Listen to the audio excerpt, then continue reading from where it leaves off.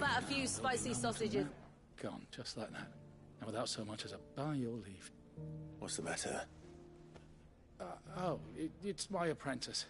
He up and vanished while my back was turned. I'd go and look for him myself, but I've got a bakery to run. A bakery that's now short one pair of hands. Loath though I am to rely on the kindness of strangers, I'm at a loss. Please, will you see if you can find him?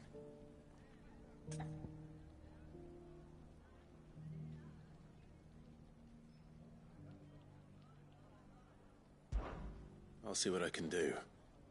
Do you know where he might have gone?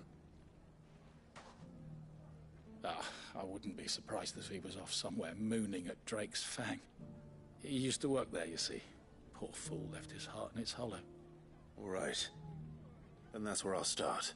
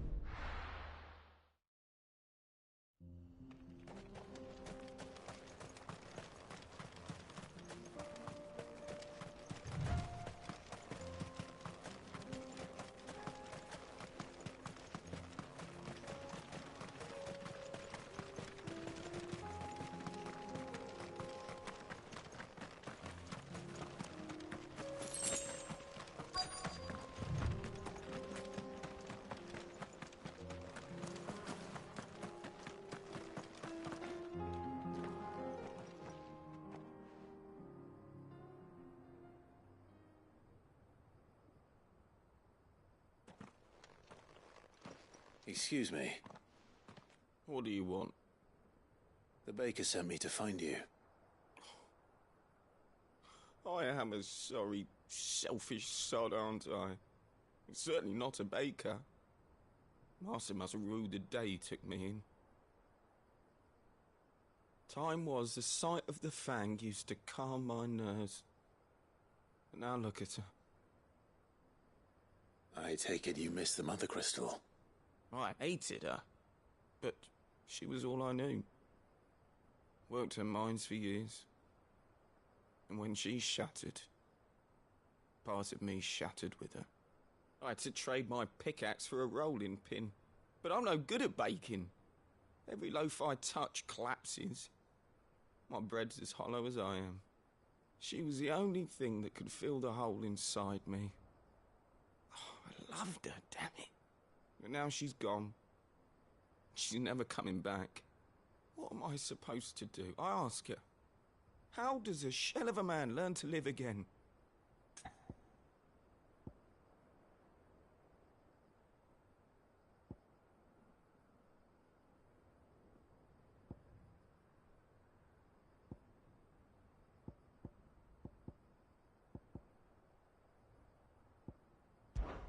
Try to remember the good times. Do that, and the Mother Crystal will be with you no matter where you are. Even in the bakery? What a fool I've been. Thank you, my friend, thank you. You've opened my eyes. I have to get back there right away. Farewell! Wait.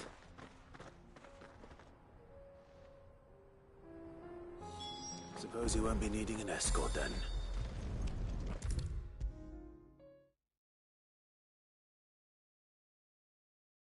How about a few spicy sausages to put in your pot? Ah, there you are. The man who lit a fire under my wayward apprentice. Though I worry you might have stoked the flames a little too high. He damn near ran me down trying to get to my oven. Master, it's ready. Behold the Drake's Balm. A truly unique creation. I dare say it is. Just look at it. A perfect likeness of the Fang herself. Her steepled peaks, her fulsome spurs, her inviting hollow. True, my loaves collapse more often than not, but what's the Fang without her crater? Why, no Fang at all. And look, inside. She's filled to bursting with a bounty of beautiful crystals. Salt crystals! Master, I have found my purpose. I must use my work here to preserve the memory of the Fang.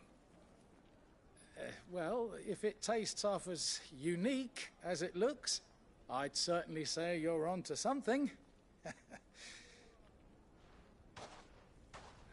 Not only is my apprentice back, but he's finally pulling his weight. With any luck, I might even have a new delicacy on my hands. I don't know how you did it, but you have my thanks.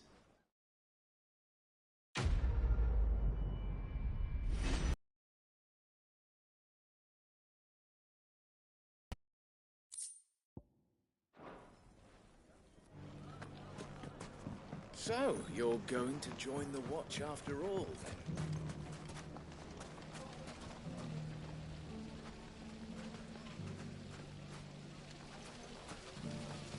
Everything I've worked for, ruined. All those years of toil, every coin I've ever earned is tied up in this place. Are you all right? The baths are closed. Leave me be. On second thought, perhaps you are just what I need. Might your services be for hire? That depends on the job.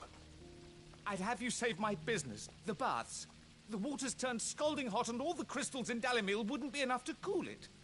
I've no doubt that my woes stem from the water's source. But I can't go and investigate for fear of my customers thinking I've abandoned the place. I'm bound to these baths in more ways than one. I beg of you. Go to Dusnov Terraces. Tell me what you find there. All right. I'll go and take a look. Wonderful. It's not far. Leave the market by the south gate. The smell of sulfur will guide you the rest of the way. These baths are all that keep me from an ignoble end in a debtor's prison. My livelihood, my very life, is at stake.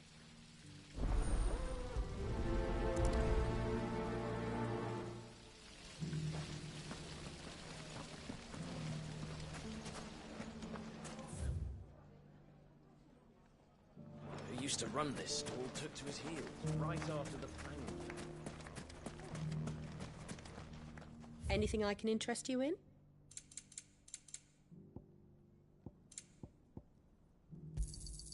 My thanks. Here you are.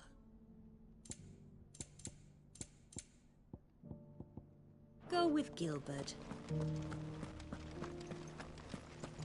Nothing to report.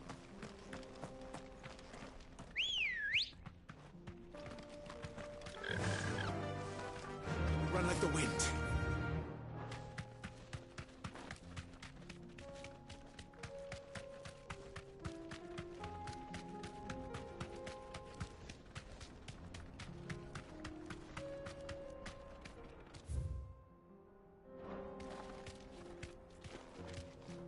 What the hell are those?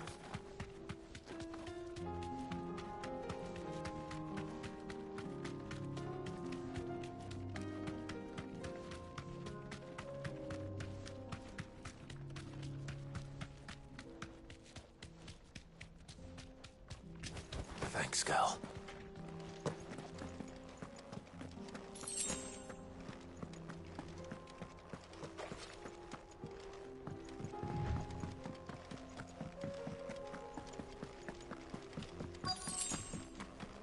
By the flames.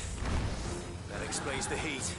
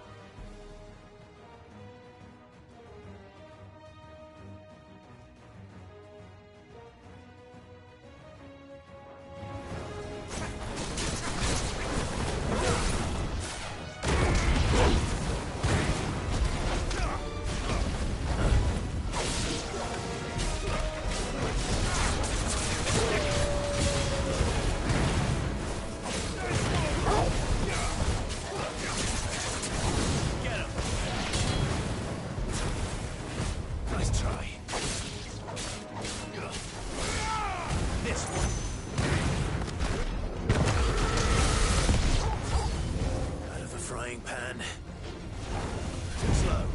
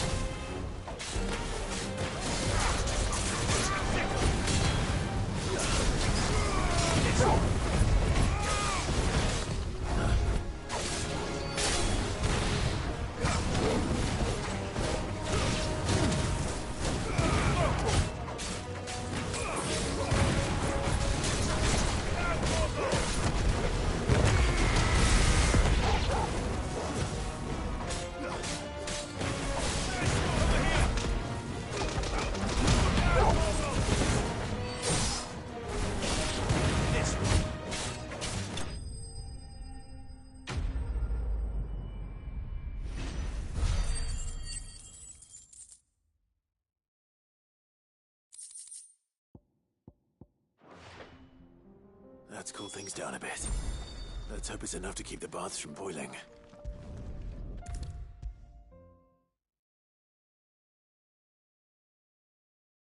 There he is. The man who saved my business. I was hoping we'd be seeing you again. The baths grow more bearable by the moment. It won't be long now before we are back to business as usual. I'm glad to hear it. Now, tell me this. What did you find at the terraces? What threatened to make me a pauper? Not what I expected, that's for certain.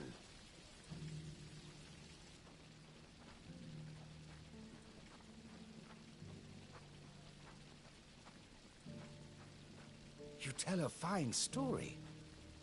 That's not to say I don't believe you, though. Creatures made of flame, eh? That's something new to worry about. But I burdened you with my worries enough already. Here, a small something by way of thanks.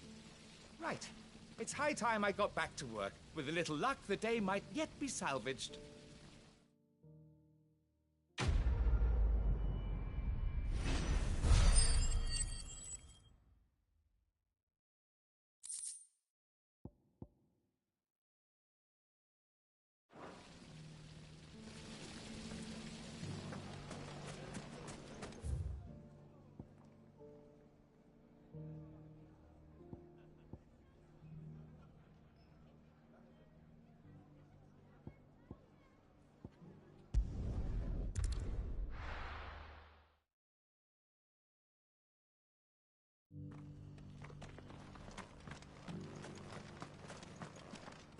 Are you buying or selling?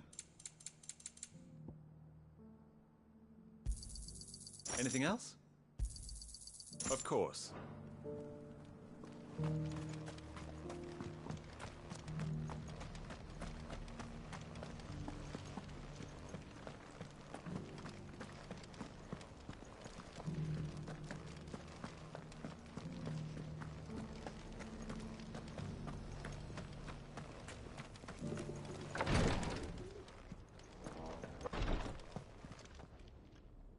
Lord Marquis, if you have a moment. What is it, Cyril? One of our brethren lately journeyed across the strait in order to pursue a new avenue of inquiry in our ongoing investigation. He sent an owl some while ago, but we have heard naught from him since. Was he surveying another fallen ruin? No. The object of his study was a savior cult that has arisen in Ash in recent years. We believe it may have some connection to the Circle of Malleus, an ancient religion that worshipped Ultima as its god. By gaining an understanding of this new faith, we hoped to learn more of the Circle's original beliefs. And so you sent one of your brothers to Ash? A continent teeming with orcs and Akashic? Fully cognizant of the risks, yes. I entrusted the mission to one of the most able of our order, the third chair, a master of the arts of combat and survival both. Though he has been silent for some days now, I have thus far refrained from sending any others in search of him, lest they be lost in turn. Yet, it seemed only right to inform you of the situation, given your unique experience of the perils of Ash. For as you so earnestly advised me, it would not do to abandon a man to his fate, when he might yet be saved.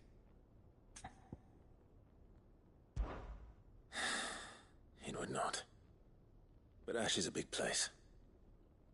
Can you be any more specific? Perhaps.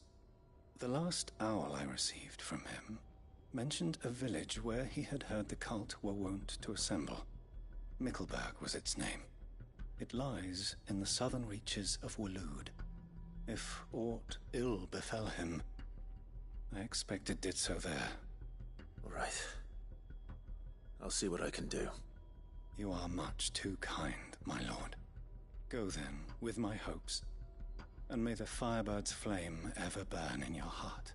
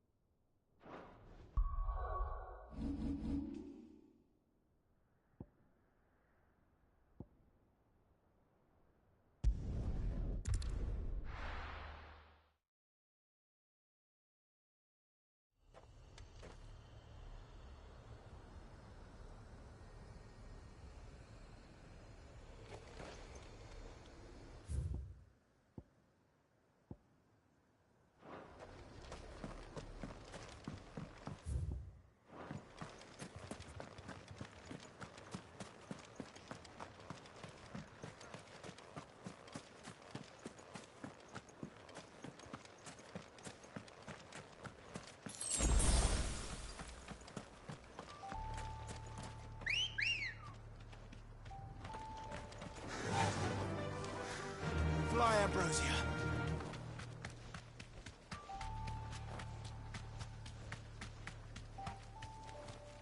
Thanks, Gal.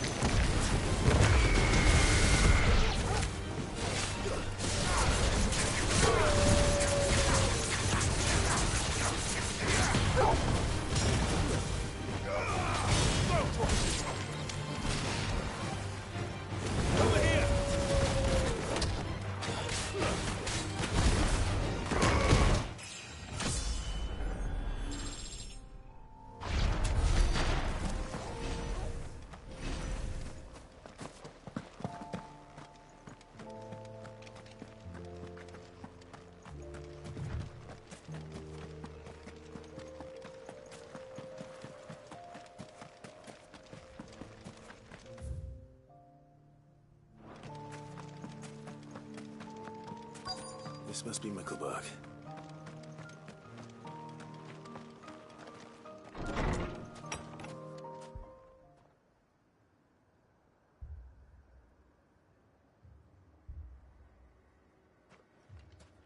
These people aren't turned. And the village seems safe enough at least.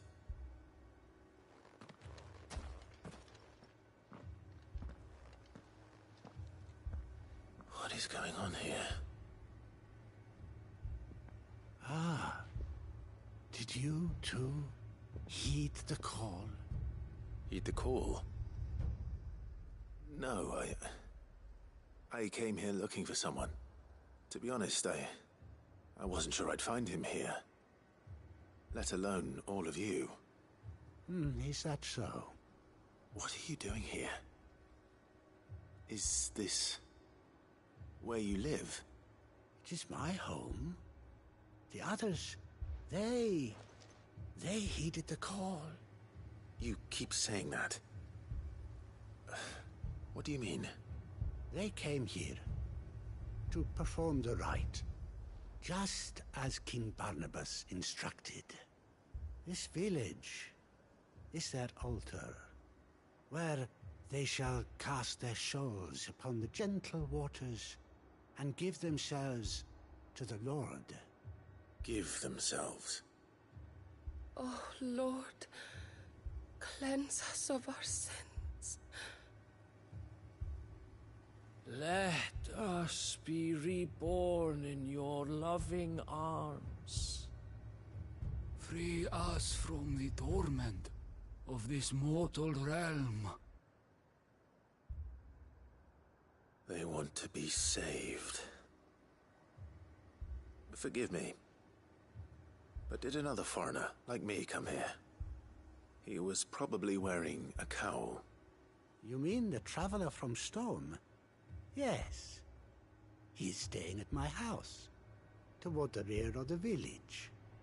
Thank you. If you don't mind, I'll go and greet him. They seek the same salvation Barnabas did. At least the third chair is still alive. Let's go and find him.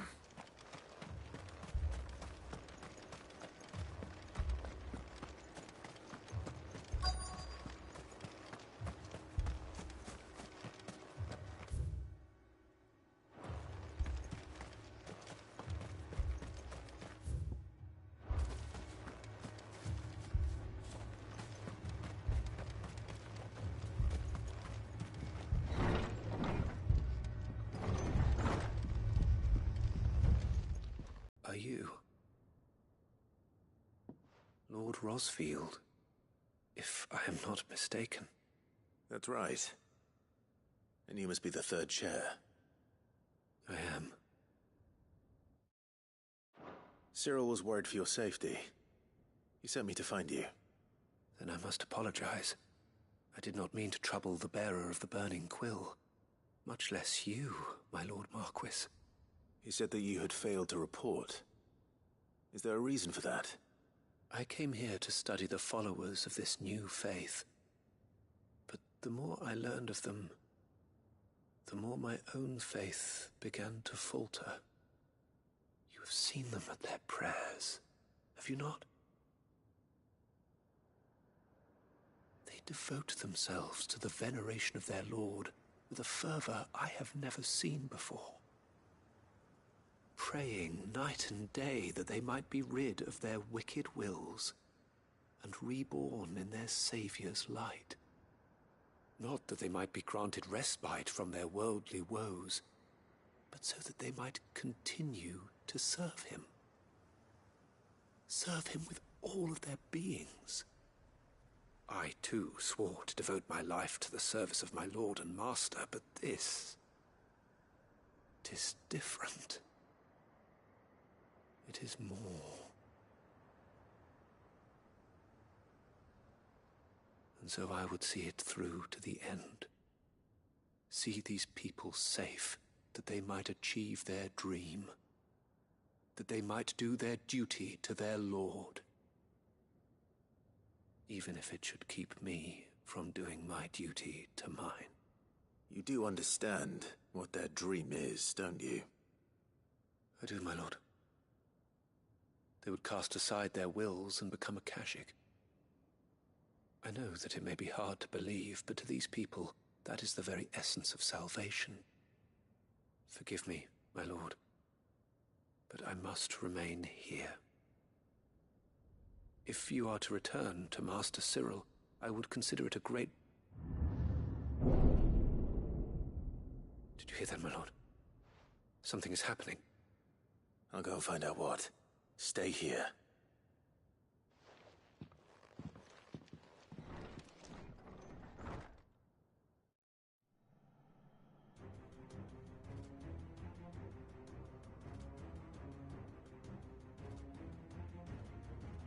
Beneath the flood. Oh no. There must be something I can do.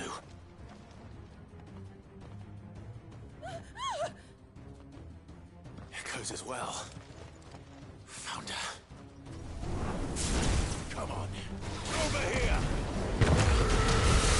Now, Corvo! Sickle! Slow.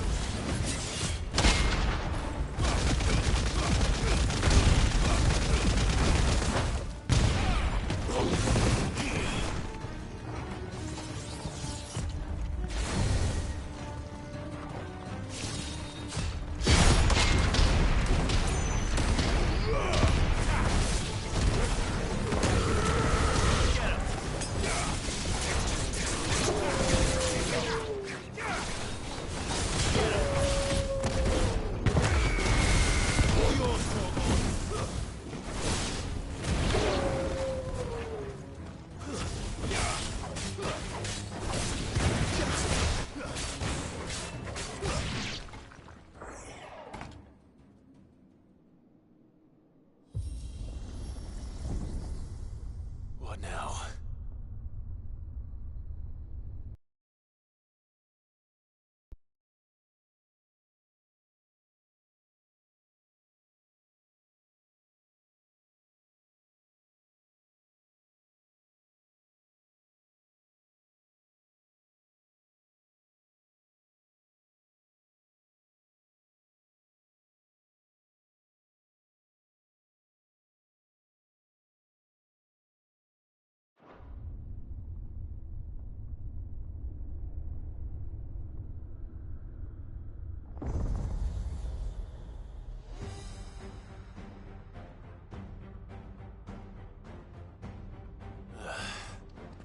We meet again.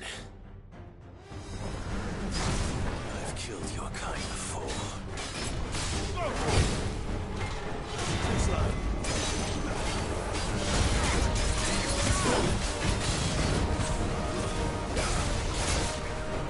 Nice try.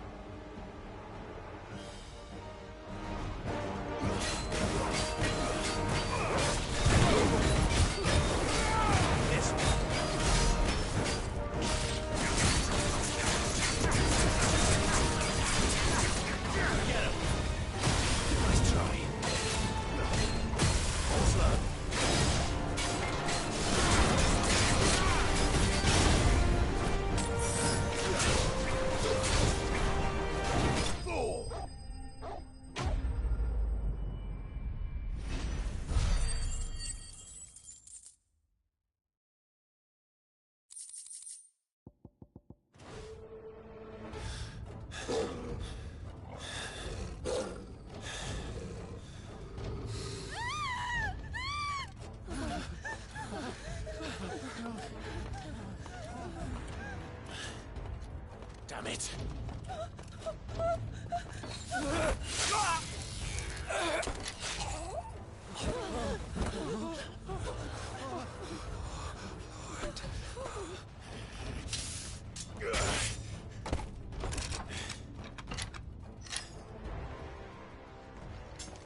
Don't you die. Come on, speak to me. I had to save them, that they might have a chance to find true salvation. By devoting themselves to the service of their Lord. Just as I did, when the Undying plucked me from the gutter and gave me a cause to believe in. A duty to serve was everything to me, and I would not deny them that fulfillment, even if they must become a Kashyyyk in order to achieve it. Forgive me, my Lord Marquis. I did not mean to trouble you with this. My findings. Could you deliver them to Master Cyril for me? Of course. Your duty will be done.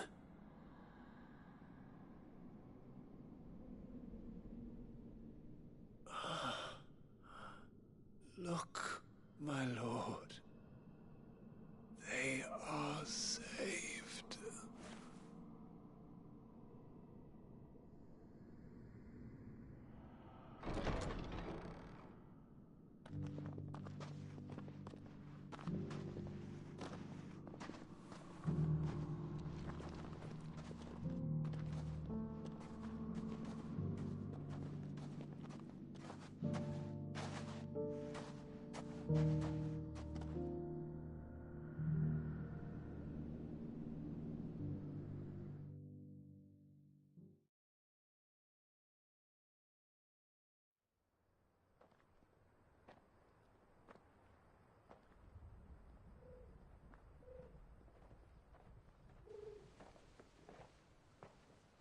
They are saved.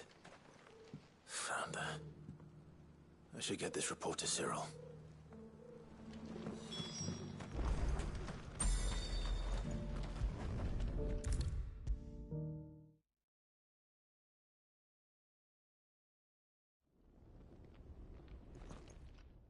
My Lord Marquis, welcome back. I am glad to see you hale and whole. I met with your third chair, Cyril. He bade me deliver his findings to you.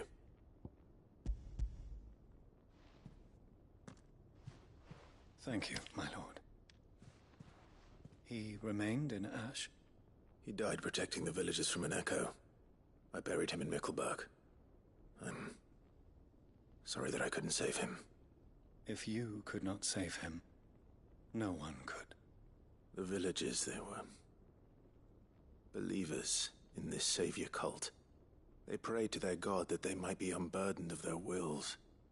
Then an ether flood came, and their wish was granted. Your brother sacrificed himself that they might live, even knowing that that life was death by another name. Then he perished defending liberty. A hero's end. For the right to choose how one dies is no less sacred than the right to choose how one lives. Sid would agree. He wanted to build a world where people could die on their own terms. A noble ambition. To die for one's cause is the most perfect expression of one's faith. It matters not how misguided others might judge one's decision to be. Only that the decision is one's own. We live according to the teachings of our order. We believe in them, we protect them, and yes, we die for them. For better or worse, that is our creed.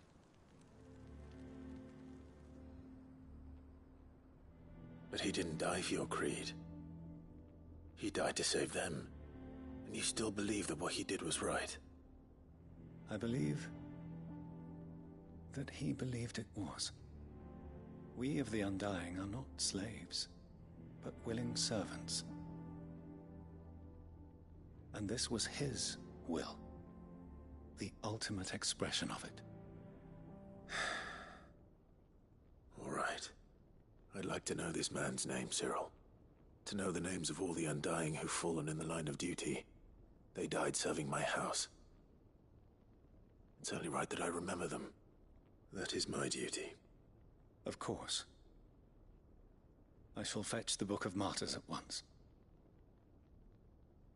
My lord, it has been, and shall ever be, the greatest honor of my life to serve House Rosfield.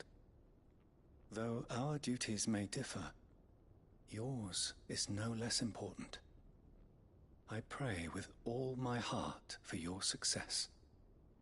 And were they here, I have no doubt but that every one of my fallen brothers.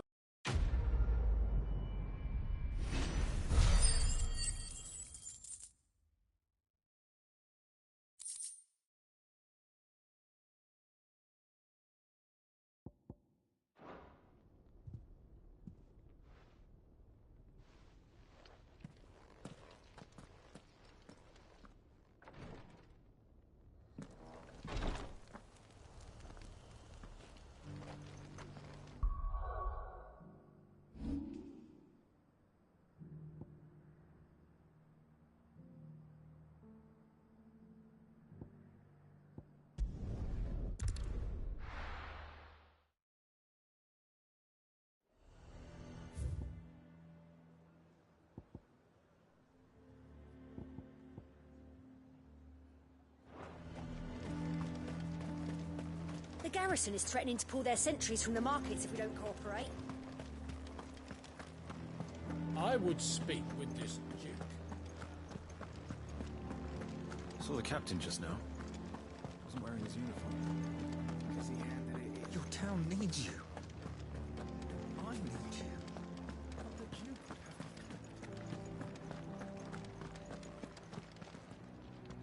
Do you have a moment, Clive? What is it? It's the Duke, unsurprisingly. His Eminence has assumed full control of the garrison and put every able-bodied man to work on the fortifications. The town was left all but unguarded, so Philippe was compelled to form a citizens' watch to fill the void. And though my dear boys have been characteristically willing to assist him in this, they want for bodies. So I was wondering if you would lend them your strength, that the people of Northreach might sleep easier. If only for a few nights. Of course. Whatever you need. Thank you, Clive. What would I do without you? Philippe told me he had men stationed at... Where can I find the mistress of this establishment? Here, my lady. To whom do I have the pleasure of speaking? My name is Sabine. And it is my displeasure to be the daughter of the Duke of Oriflamme, who I understand is causing you and your town no small amount of trouble. I wish to speak to you about what might be done.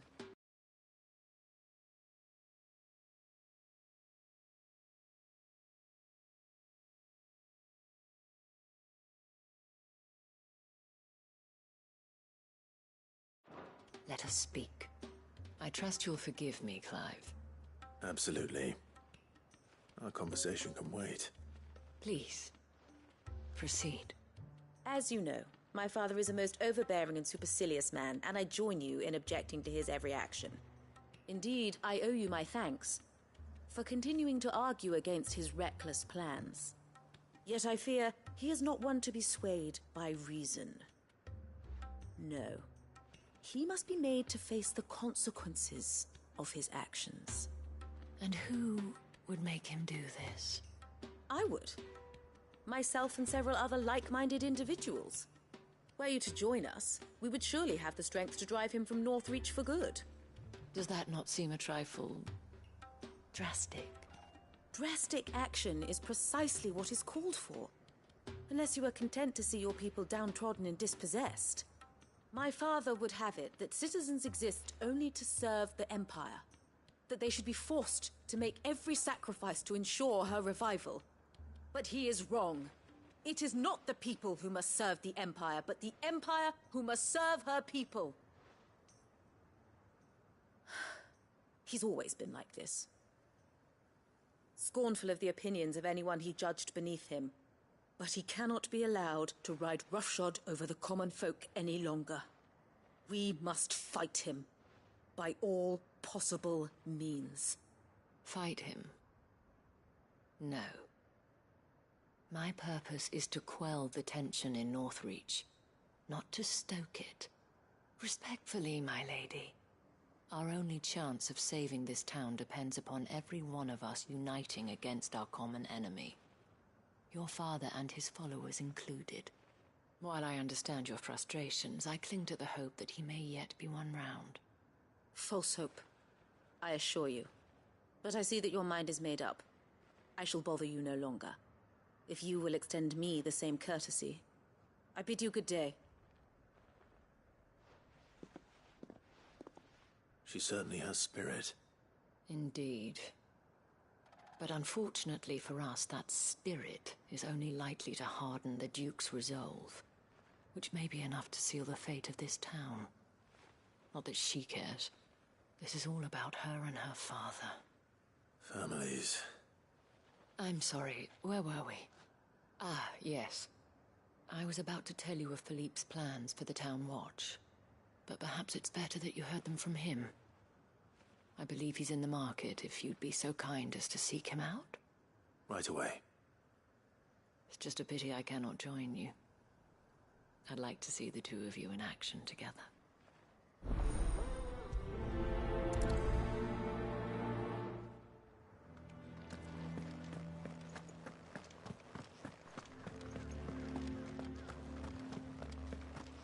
Your town needs you. I need you.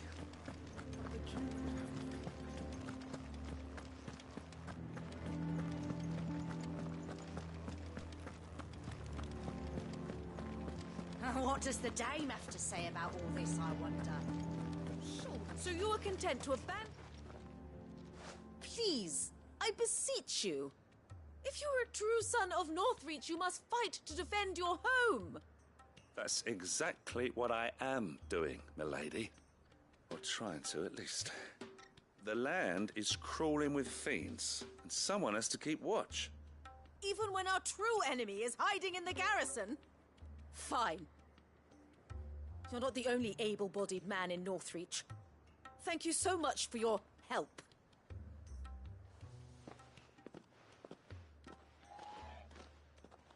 She cornered you too, then? Could hardly get a word in edgeways. Like father, like daughter, eh? She made an uninvited appearance at the Vale earlier, hoping to convince the Dame to join her in fomenting rebellion. I bet that went well. Her ladyship seems to have a way with people. Anyway, what brings you here? Our mutual friend thought you might welcome some help. Oh, she did she? Right as always. In fact, you're just the man. We've had some reports, you see. Sightings of, you know what. They're back. Seems that way. All over, too. We haven't been able to confirm anything yet, but if you're willing, you could go and see what's what. Right. Where should I look? You know Grieger's Weep? One of the sightings places them somewhere on its shores. I'm on my way. Thank you, Clive. I'll look into one of the other sightings. Let's rendezvous back here later.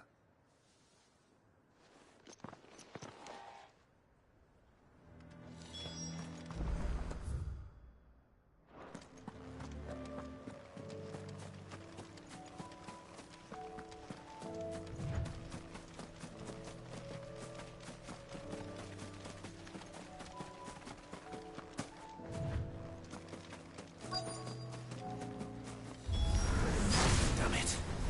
The reports were true. I need to stop them before they get to the town. Over here!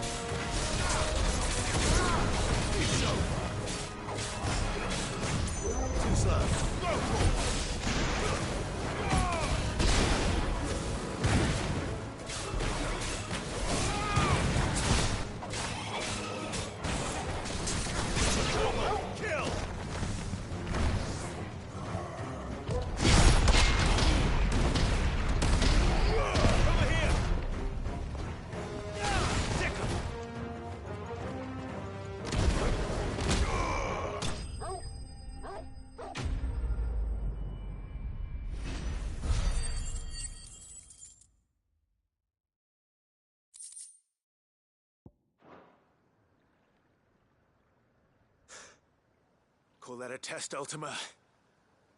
Clive, it's me. Are you all right? I am. But it seems the reports were true. The thralls have returned. I dispatched the few that I found, though. Well, that's something, I suppose. But what were they doing south of town? They all came from the north last time. We might be able to fend off an attack from one side or the other, but from both? Do you have eyes in the north?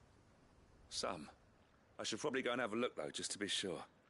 Now, you head back to Northreach. I want you there just in case war breaks out while I'm away. What do you mean? Her ladyship's been busy working her magic on the townspeople. Stirring up ill feeling towards her father. But she'll have her marching on the barracks if we're not careful. What? This is exactly what the Dane was afraid of. I'll do what I can to calm things down. Be careful out there, all right? Don't worry, I'm not like you. One sniff of those things and I'm running back to town screaming blue murder.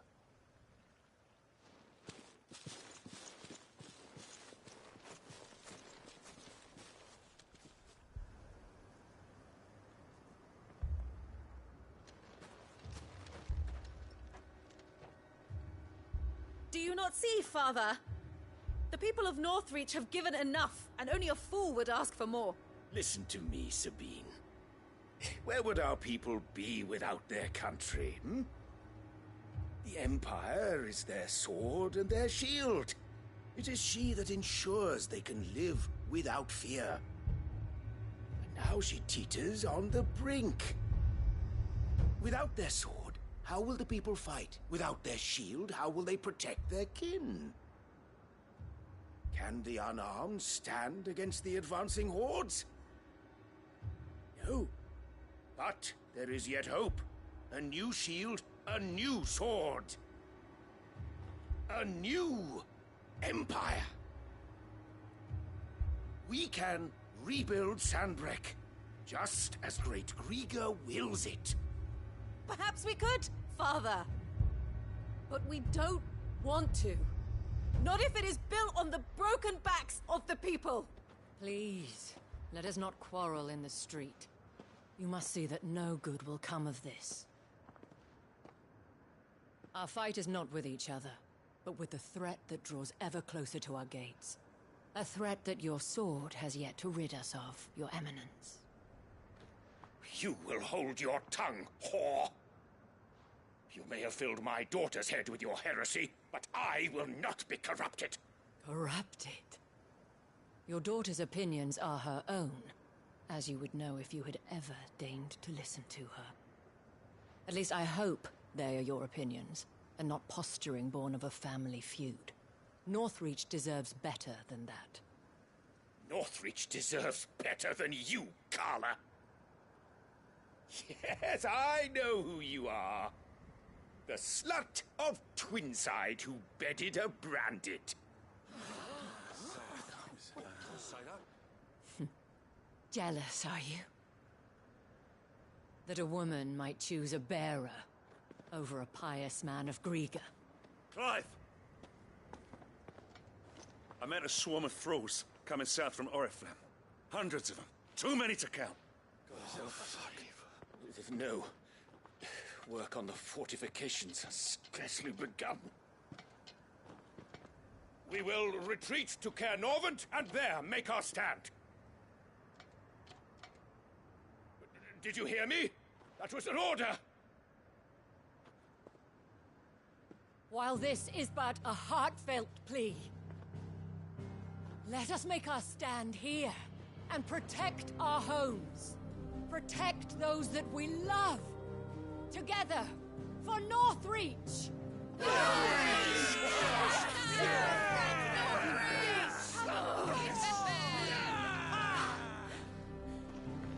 You heard the dame.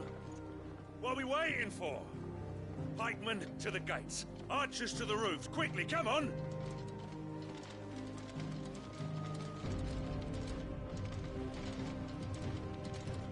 But she is but a common...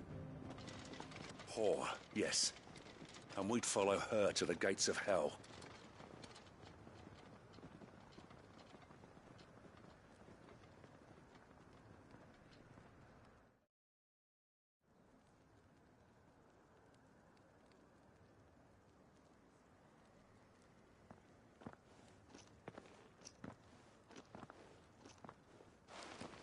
The men have their orders, and they look like following them. I got them spaced out at regular intervals. Whichever direction the thralls strike from, there'll be someone there to meet them. Thank you, Philippe. Rest assured, the people will play their part. The herbalist has donated her stock of medicines to me. Should any of your men be injured, take them to the Vale. We'll see to them there. Thank you, milady. I will. I'll play my part too. You still want for numbers. Unlike the enemy. I only hope I can go some way to evening the odds. Philippe, can I leave the south in your hands? I doubt the thralls by the lake were the last of their number. Of course. I'll lead a party down that way so we don't get taken by surprise. What about you? I'll make my way up the road to Oriflamme. I've fought a few of these things. And while I can't promise to hold them all back, I should be able to thin the herd. All right. But take care. Thank you. Both of you. You can thank us when it's over. Till then, madame.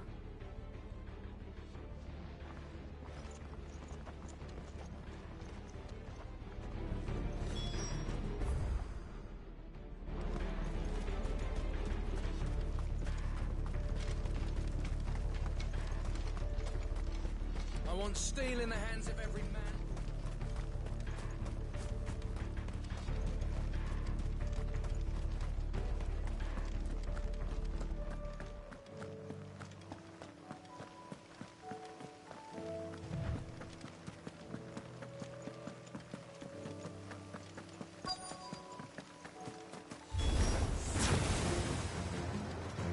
This is more like it.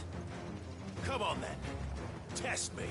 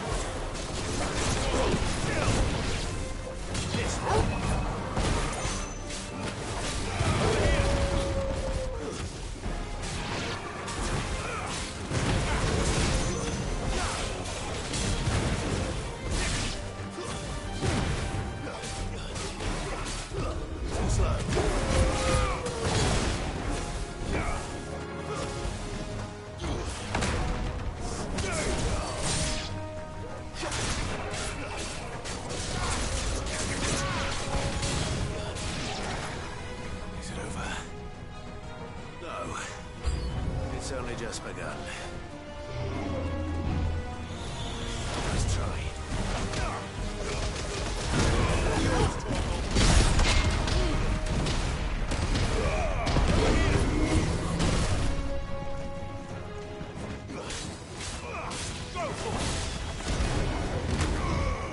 Get him! Too slow.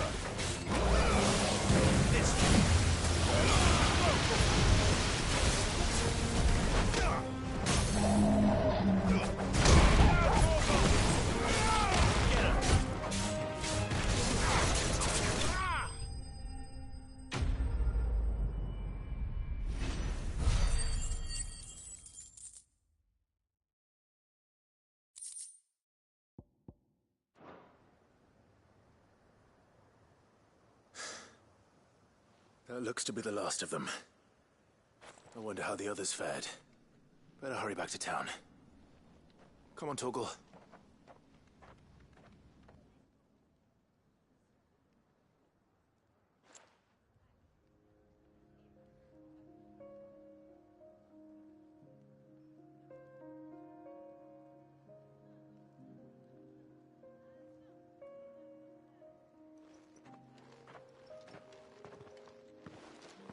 Clive, it's good to see you.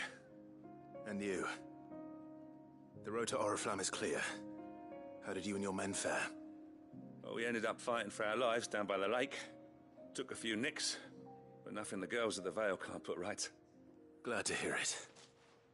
Well, it seems we've survived. For the time being, at least. I thank you both for answering the call. You were right. And I was wrong. About everything. I had thought that the only way to unite the people was under the banner of Empire. That without a strong hand to guide them, they would drift apart. To be borne hither and yon by the eddying currents of fate. But you brought them together. Not by force, nor by the exercise of goddess-given authority, but by simply being one of them. By knowing what they feel, because you feel it yourself. Our purpose was ever the same, Your Eminence. You were merely distracted by a loftier vision of empire and glory, while our eyes beheld matters closer to home. You have the right of it again. As did you, Sabine. His Radiance said it himself. Sanbreque is naught without her citizens. I forgot that, and I am sorry. I'm sorry too, Father. I should never have taken things so far. I only wanted you to understand how the people felt. How I felt. But my anger got the better of me. Do not blame yourself, my dear. This was my doing. I should have listened to you. To all of you. Your Eminence, your Ladyship, I do not doubt that you came here with the best of intentions. But I believe the same could be said of us all. We all want safety, security, prosperity. Not just for Northreach, but for the entire realm. And we may yet achieve it. If only we work together. Will you join us in this? Yes. We shall. Thank you, Your Eminence. Now that that is settled, I must go and see to the wounded. The Vale's doors are always open to any soldier in need of relief. And today there are more than ever before.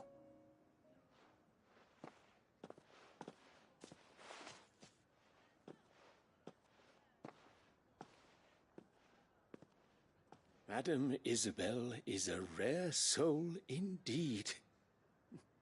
In these dark times, I see that it is not men like me who should lead the realm, but women like her. You're right. If only I'd listened to her when I had the chance. Forgive me for saying so, milady, but you still do. The Dame said it herself. We can turn things around. We just have to work together. And that goes for you, too.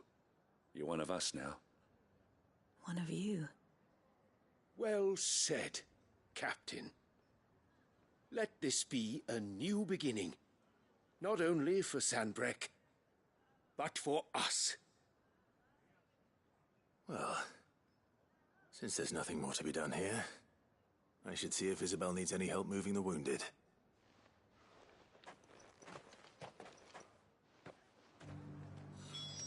Can we get you anything?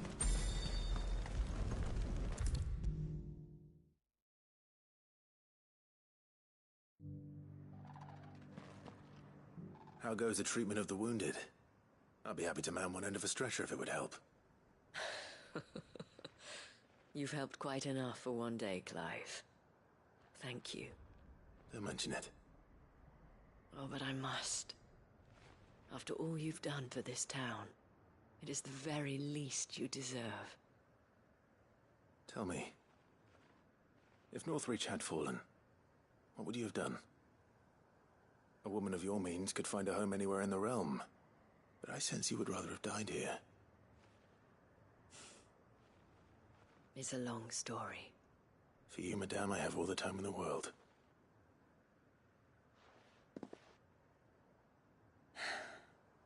Very well. Long ago, I had a life in the Crystalline Dominion. I was Carla then, courtesan to the nobility. So sought after was I that it was only they who could afford my time. Alas, those halcyon days were not to last. For naive as I was, I fell in love with a bearer. He was my master's guard, the gentlest man I have ever known. After they discovered us together, he was whipped bloody and forbidden from ever looking at me again. And so we fled. Not that we had anywhere to flee to. We wandered, aimless and starving, half dreading, half praying that the next day would be our last. Until we found ourselves here, in Northreach. It was the Veil that took us in, that fed us, clothed us, and healed our hurts. Those that could be healed, at least. My love was already too far gone. He passed away. He did. Not long after we arrived. But at least we were able to share a few moments of peace before the end. It was the greatest gift I have ever received. But the generosity of this town and her people did not end there. The men and women of the Veil supported me through my grief. Shared in it, though I was still a stranger to them. They treated me like a sister. And so I swore that I would always do the same. That I would return the kindness that Northreach showed me. That I would repay my debt to the Veil.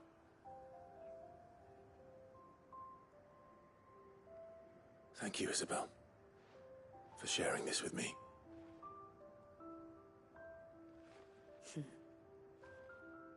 You're a lot like him, you know. Perhaps that is why I have such a soft spot for you. Never stop fighting, Clive. And I shan't either. I know that it will not be easy to keep Northreach together. But our efforts will be rewarded. Just look at us now. The people, the soldiers, even the Duke of Oriflamme and his daughter, all united in defense of this town that we have come to call our home. And what of you?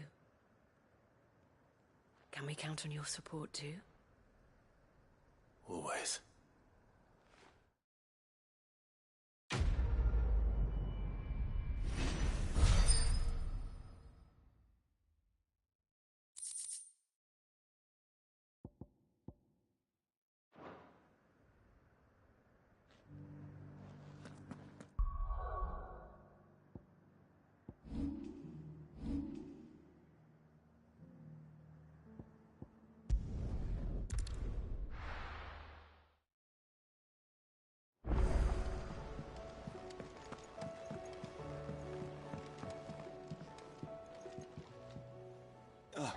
Clive.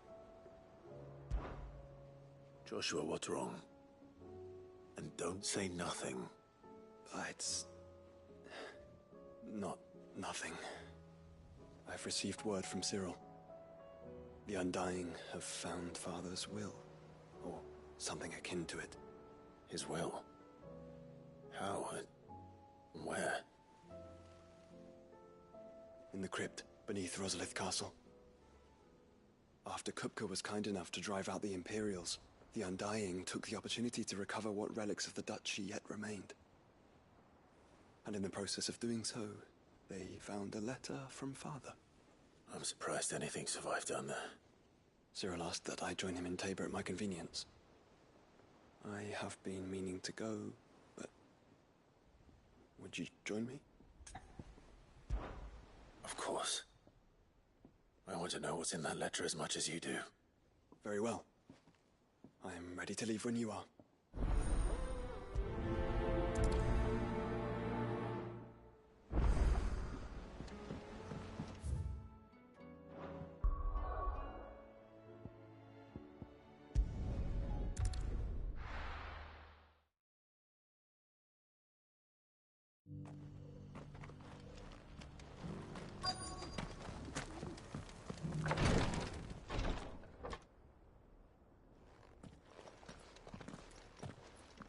Your Grace, my lord, I trust your journey was not overly onerous.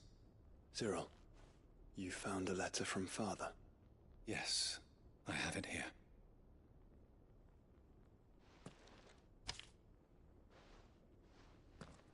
If you would do us the honor, my lord.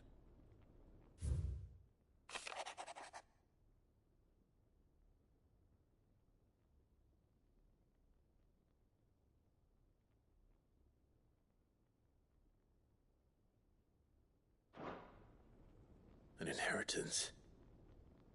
It would seem the late Archduke penned this missive shortly before his passing. The day before we left for Phoenix Gate. What are these plans he spoke of? His plans for the Duchy, Your Grace. Your father entrusted them to my predecessor, the former bearer of the Burning Quill, who entrusted them in turn to me. The complete emancipation of bearers is their stated aim. But your father's dream did not end there. His Grace also spoke of building hospices to care for those stricken by the curse, and the founding of a new university to further the development of non-magical technologies. With the blight spreading ever more widely across the twins, Archduke Elwyn saw this as the only means of securing Rosaria's survival. He wished to see men and bearers treated as equals.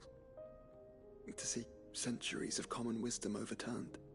Small wonder he did not think it achievable within his lifetime. But he thought it achievable nonetheless. Had he not, he would never have written this message. Nor would he have entrusted his vision to his most faithful aides. Those who would have stood with you, shielded you from the machinations of the less benevolent personages at court. It's a pity only they are still with us. 'Tis true that those most loyal to your father were the first to suffer the Duchess's wrath. But one at least remains, and she has come bearing gifts. What do you mean? Mayhap it is better that she explain, my lord.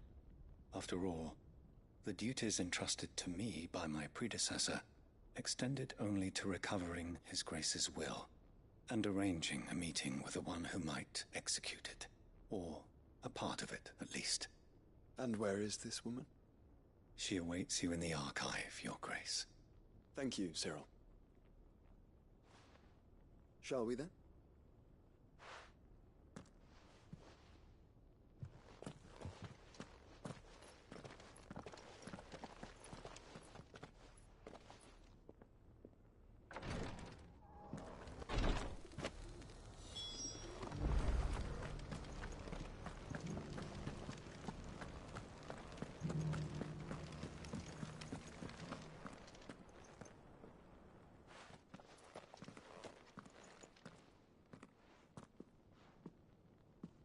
My lord, your grace.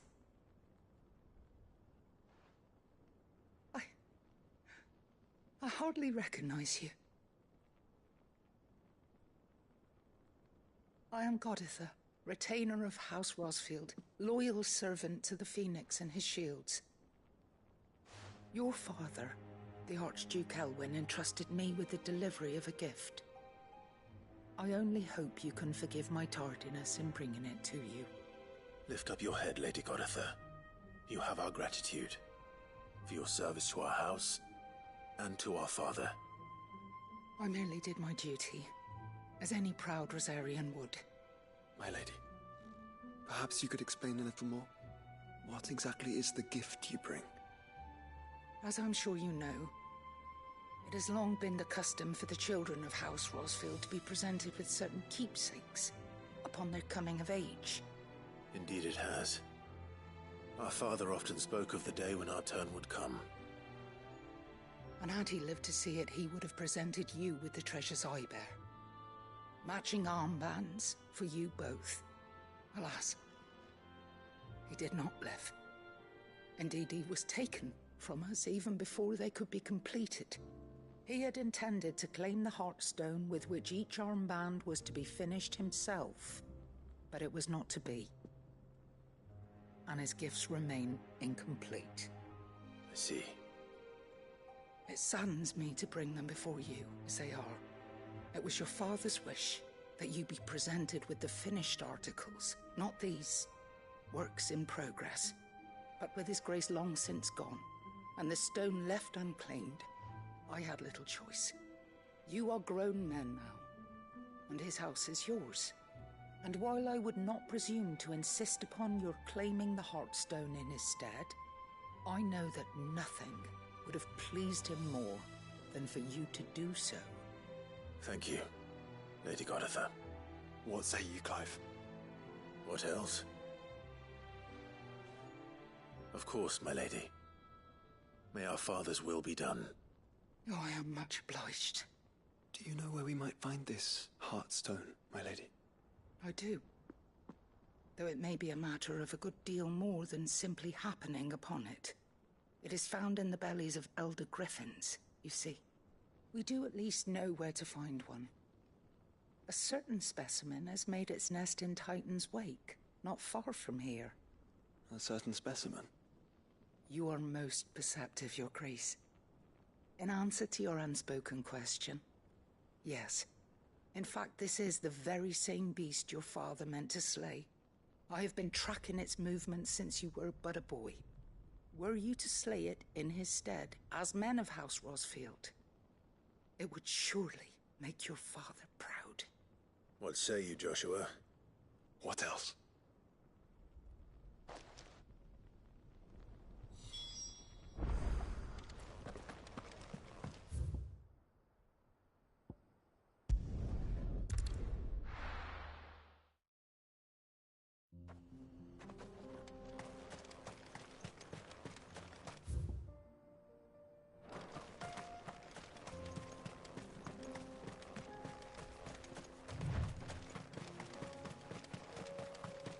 Eyes peeled, Joshua.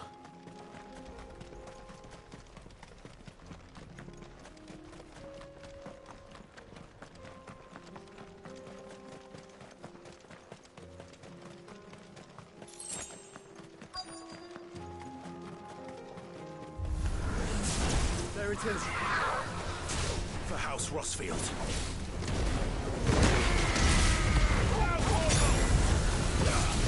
Too slow.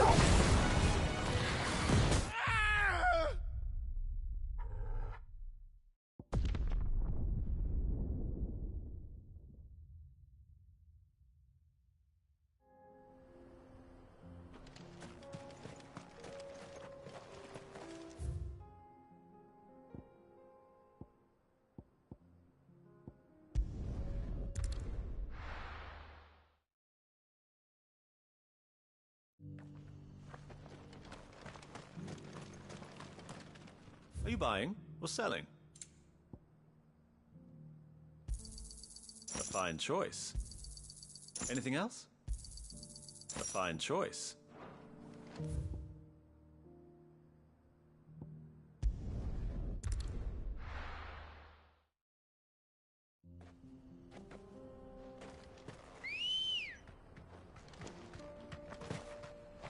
Good girl.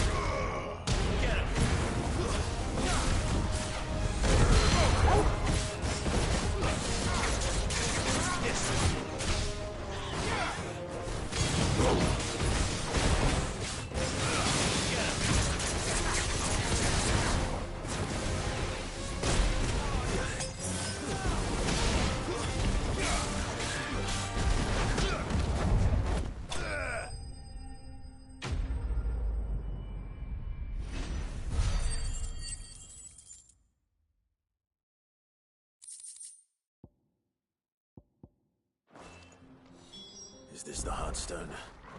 I expect Lady Goditha will know.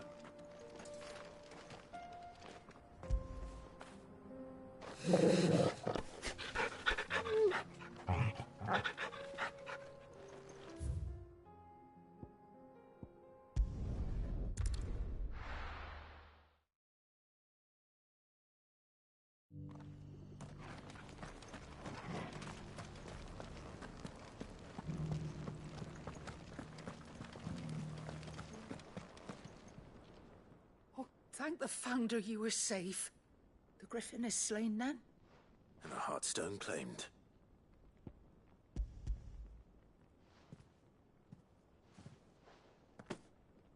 Yes. This radiant luster, like frozen flame. It is just as your father described it. Thank you, my lord. Your grace. Your father would be so proud. Lady Goditha, the lapidary is ready. Thank you, Cyril. I will be with him shortly. If you would excuse me, I shall have the stone cut and set forthwith.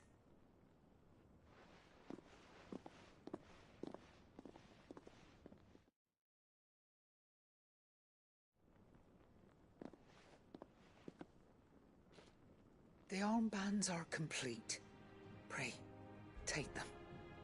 They are yours, after all.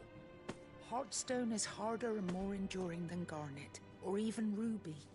It symbolizes unwavering will and devotion, and the graven vines encircling the stone represent the unbreakable bonds between you. It's a message. Father knew we had enemies both inside and outside the duchy. Enemies who would thwart his vision. Only with unwavering devotion would it ever be realized. And only if we stood together, as Phoenix and Shield, as brothers in arms. Only then might those enemies be overcome. Indeed.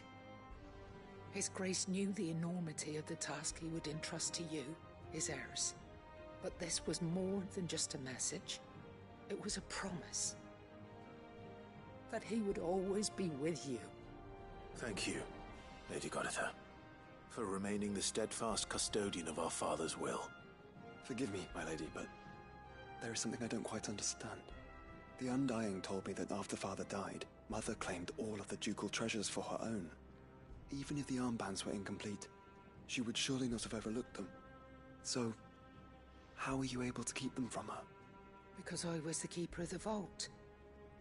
Though I was but a lowly servant, your father spoke to me of his intentions for the bands, of the deep love he had for both of you, and his hopes for your future. In the days before the disaster at Phoenix Gate, I discovered that the Duchess had ordered her jewelry be sent away from the castle. It was then that I knew she meant to betray us. I tried to warn your father, but it was too late. When word of the fire reached Rosalith, I knew my time was short. So I took up the armbands and I fled into the night. And thank the Founder you did. Yet my duty to your father was incomplete. Not knowing what else to do, I followed the Griffin, thinking I might claim the Heartstone on its passing. And so my pursuit continued, until Lord Cyril appeared before me. He informed me that His Grace's will had been recovered, and that his sons were alive and well. Lady Goditha, on behalf of my father and all the people of Rosaria, I thank you for your loyal service. As do I. Thank you, my lord. Your Grace, for coming back to us, for giving my service meaning.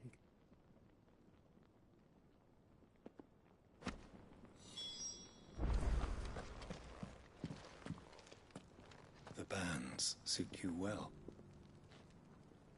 It must be gratifying to finally receive the inheritance that was denied you for so long. It is. And we thank you for the part you played, Cyril. If you would permit me to play my part a little longer, might I suggest that you make your way to your father's memorial atop Hawk's Cry Cliff? Let him see that you have received his blessing, and that his vision lives on in you. I suppose it would be churlish not to. What do you say, Clive? Should we pay Father a visit? I think we should. I was hoping to be able to offer him my thanks before we left for Origin. Your father's helm is enshrined there. It has been since the day we recovered it from Phoenix Gate. I prithee claim it, for it too is a part of your inheritance, and I do not doubt that your father would prefer it in your hands than perched upon some lonely rock. Thank you, Cyril.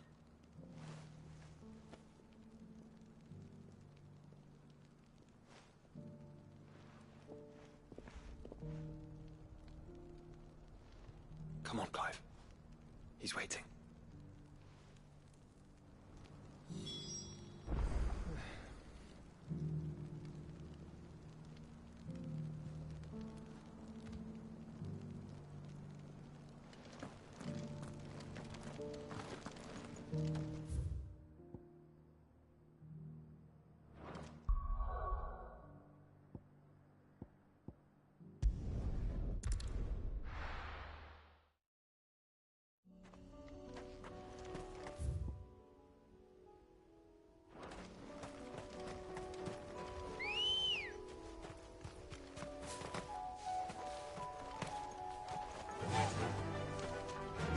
Unwavering will and an unbreakable bond. Do you really think we're strong enough? To save the world? Of course. To have overcome Father's political enemies? That I'm less certain. Especially knowing what we know now. What Mother was truly capable of. But perhaps these bands would have helped. Knowing he was with us would have made all the difference.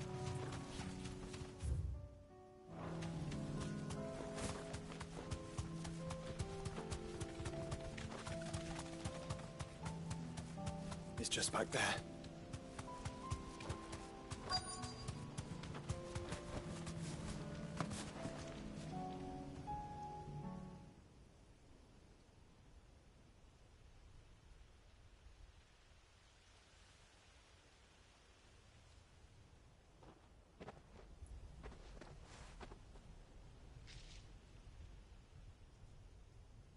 Father always fought for what he believed was right.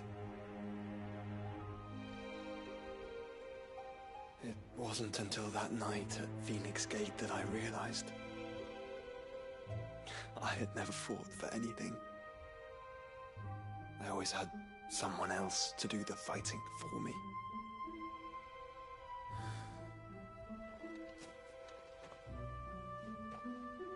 No matter how fate conspired against him, he never lost heart, never looked back, never stopped fighting. To me, he was the greatest of men.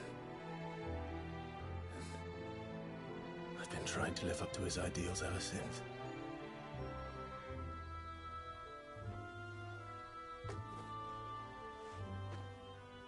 We all have, Clive. We all have. And we'll keep trying. Because that's what he would have wanted. What he would have done himself. Even if it meant standing against the very gods in the heavens. I shall be borrowing this, Father, if I may.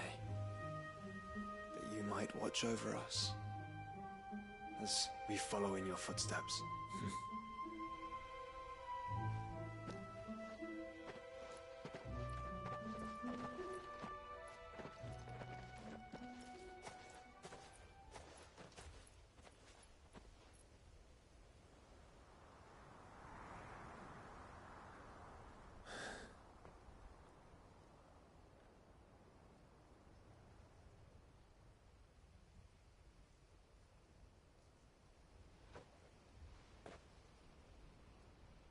We won't lay you down.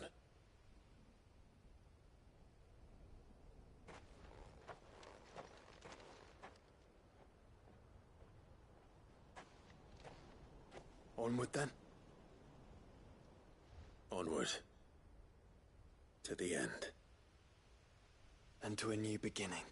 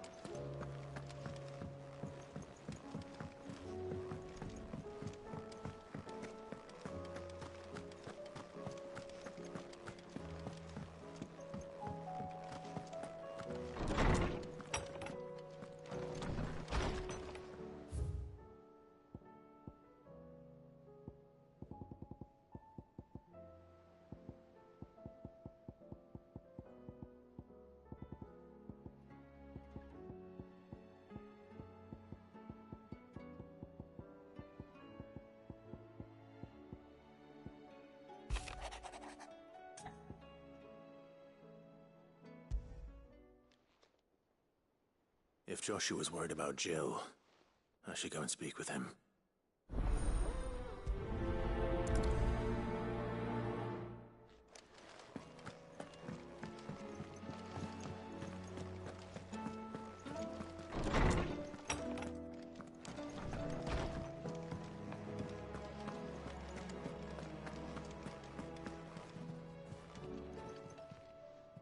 Clive. If you're gonna buy something, be quick about it. You'll not find a better price than that. Is that all?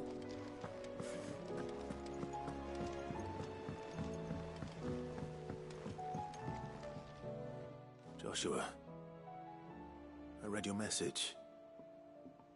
You're right. Jill is different.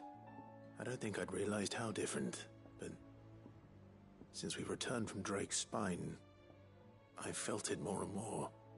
I suppose it's not hard to imagine why. She doesn't think she belongs anymore. And that's why we need to remind her she is still one of us. To let her know that we still need her, now more than ever. That you still need her. But how to do that?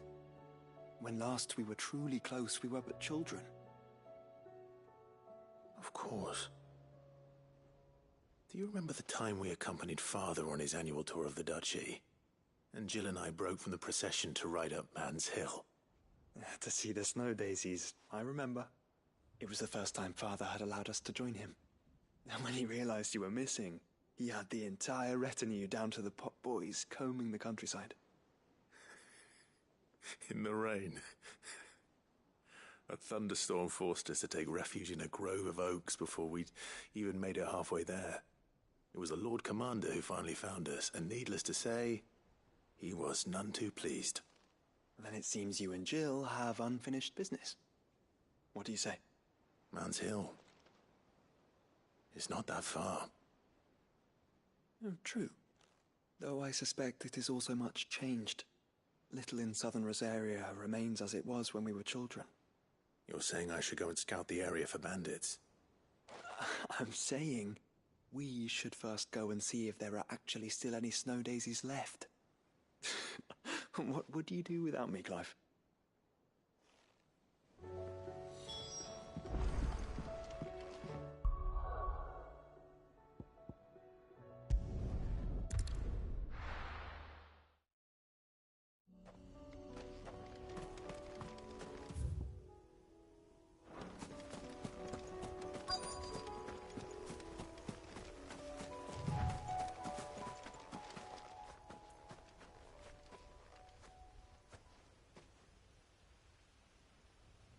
This is the place, but...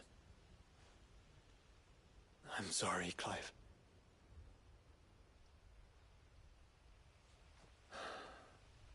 There's nowhere been spared. What do we do now?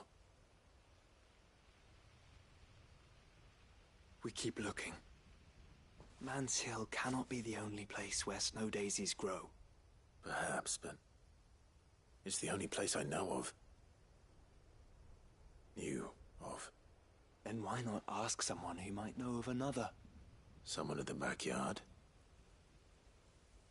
To the hideaway, then.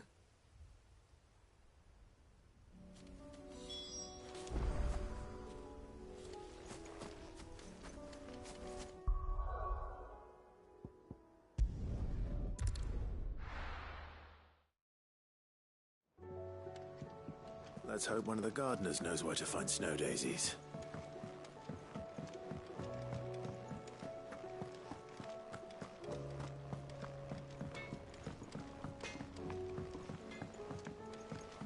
Say what you will, Lady Karen is...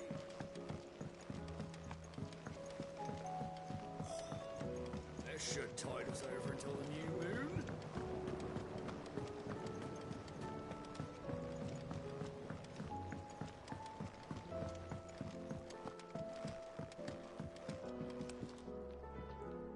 Oh. What brings you down from the heavens, Cid? I need your advice. Joshua and I are looking for a place where snow daisies grow. Preferably in abundance. Snow daisies. Then you'll want somewhere not too hot and not too cold. And where the winds are strong enough to carry the seeds. I reckon Man's Hill would be a good place to start. There in the Royal Meadows, perhaps? Both have similar climbs and the right elevation. If the Blight hasn't claimed them yet. Right. Thank you. Did you learn where we might find our flowers? The gardener here mentioned the Royal Meadows in Sambrek. Ah, the fields beyond Northreach. Well, if that's the case, then Yote was right. I recalled that she kept a record of our travels, you see. So I asked her if she'd perhaps noted anywhere that snow daisies grew, and she mentioned Oilafeist Bay. Whose shores border the meadows. Off we go then.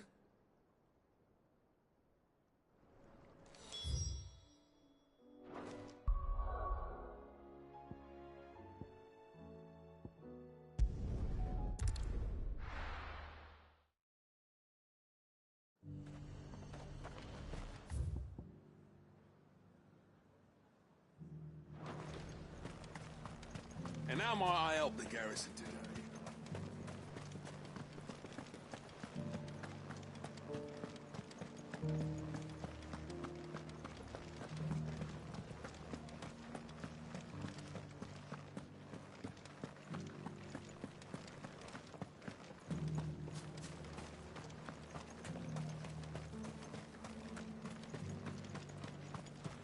Those things didn't fight like men.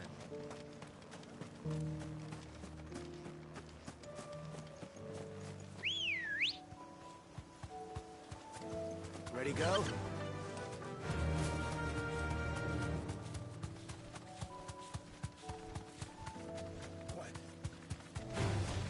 Someone's brave.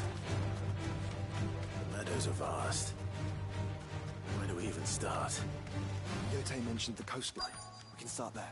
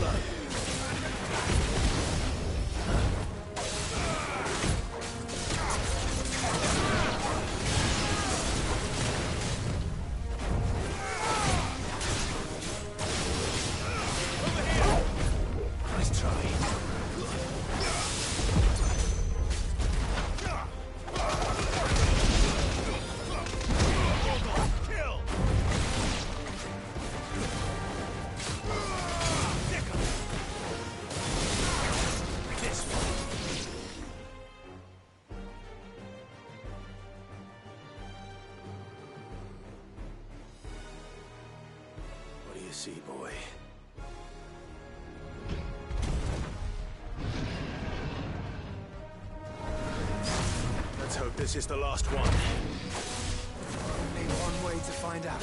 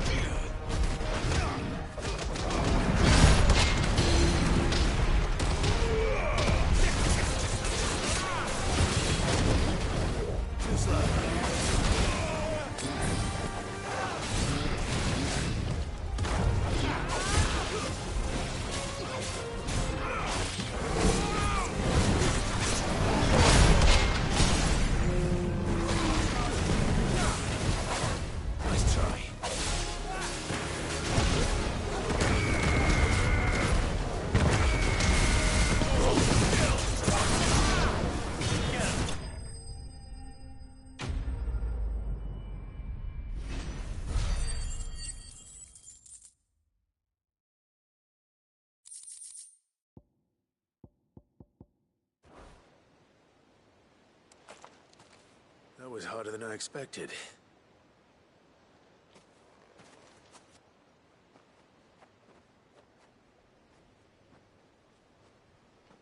But Founder, it was worth it. They're beautiful. Do you think Jill will like them? She'll love them. Come on. Let's go.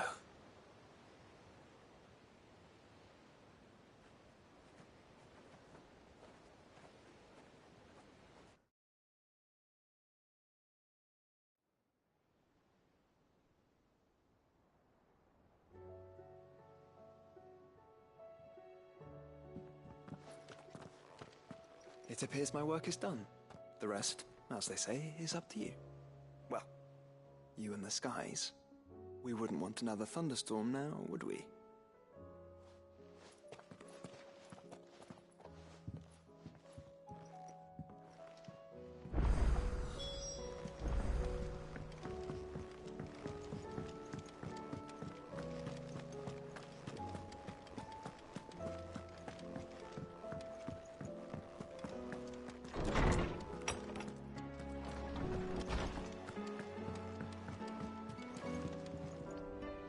Jill, there's something I'd like to show you. There is? And where might this something be? It's, not here. Now, I know this is sudden, but how would you fancy a trip to Oriflamme?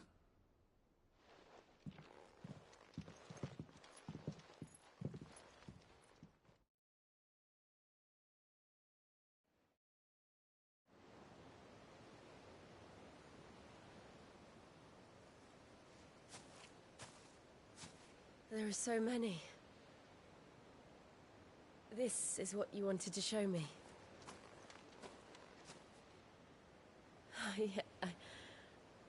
I don't know what to say.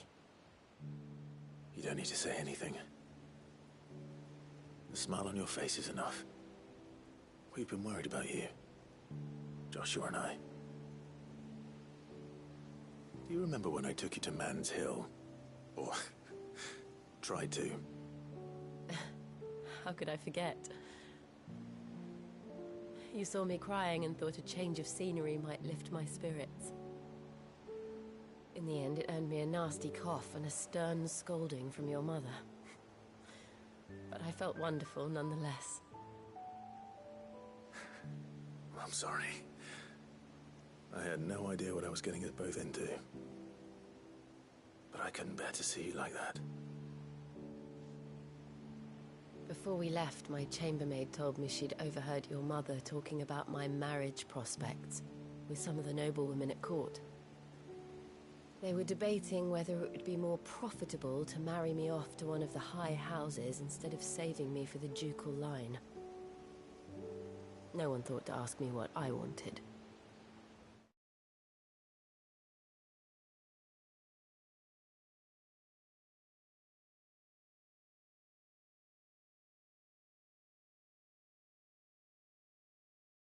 I was nothing to them. A pawn at best. I felt so trapped. So lonely. I didn't know. But I wasn't alone. You were there. Your hand in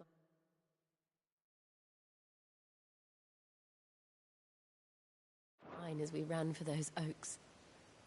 And I knew then, no matter what happened, I would be all right. I'll never forget that feeling.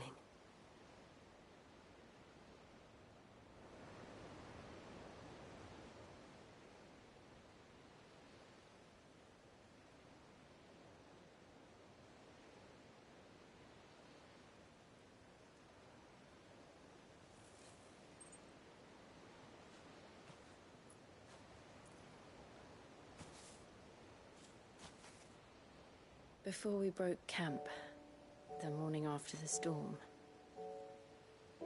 do you know what I did? No? What? I slipped away from my governess to climb the Tor. And from there I saw a sea of petals, all reaching for the sun. And I realized that no matter how terrible the night, dawn would always come.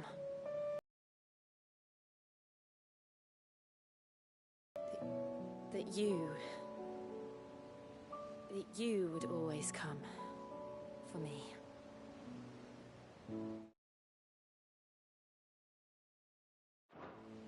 And you have. Again and again.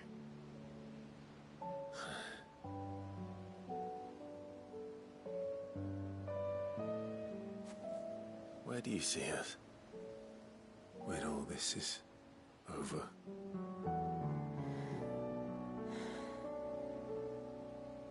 I don't know.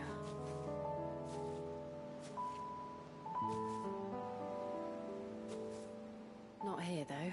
I think I've outgrown the twins. After everything we've been through, the realm just seems so small.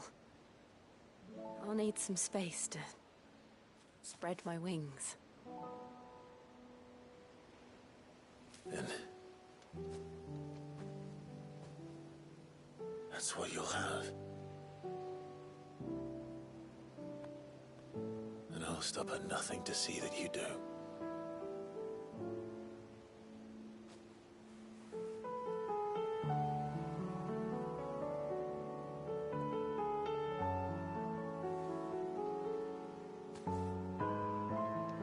I never was much good at garlands, but it'll have to do. I'll treasure it forever. Thank you, Clive. For this, the flowers, for everything. It's exactly what I needed. You are my treasure.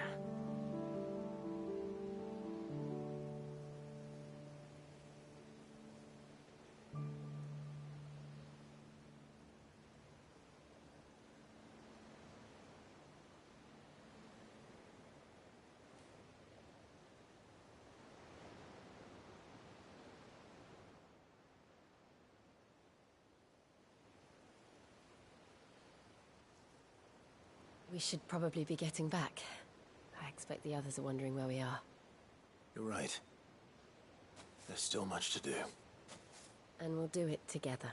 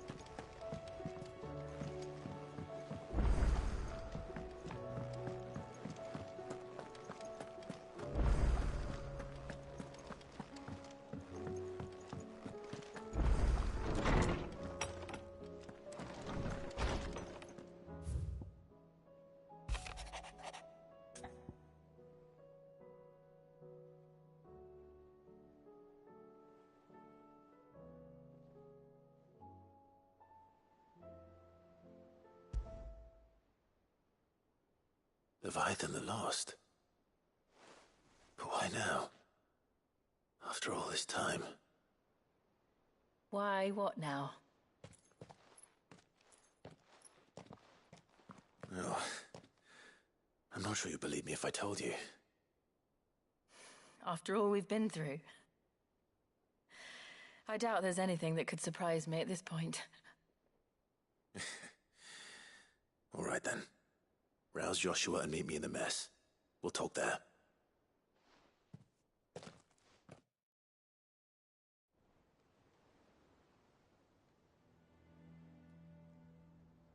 I see we're all here. So, what is it this time? I'm not sure yet. The letter delivered to my chambers omitted a few crucial details. Do we know its provenance? That was one of the details it omitted. But whoever the sender was, it seems the Dame held them in high enough regard to point them in our direction. The Dame?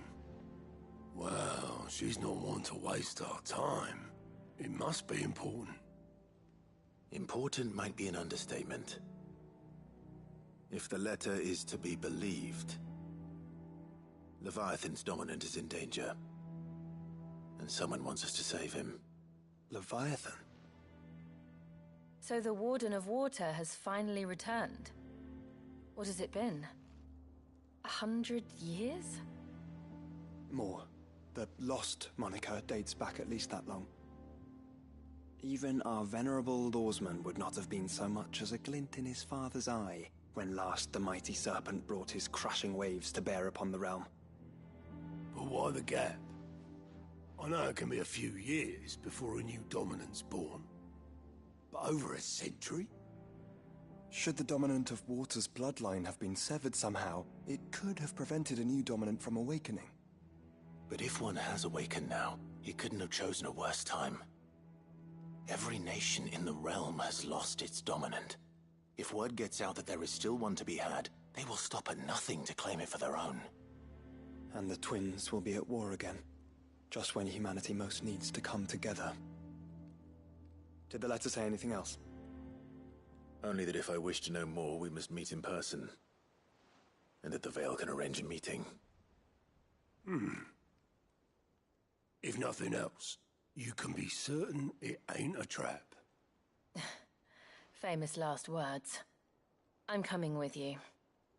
As am I. Thank you. Both of you. And Otto? Yeah. I'll keep an eye on things here. Didn't fancy coming anyway. Thank you. I shall leave the Invincible in your capable hands.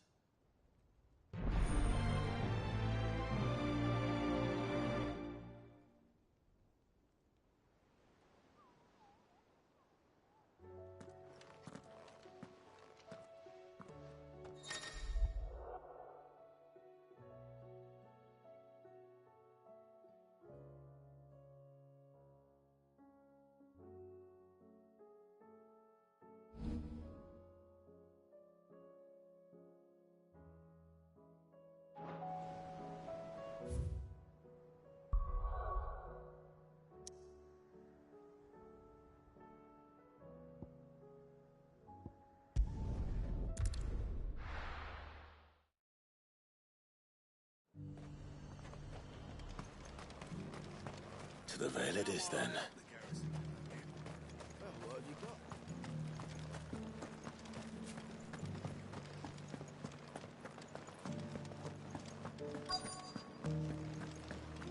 Looks like you've got a thirst. But enough talk.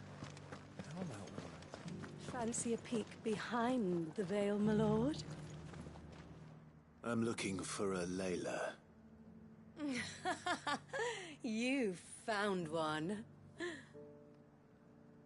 So, will your friends be joining in? Or just watching? We're not here for your services. We simply want to talk. What you do with your time is up to you. The price is still the same.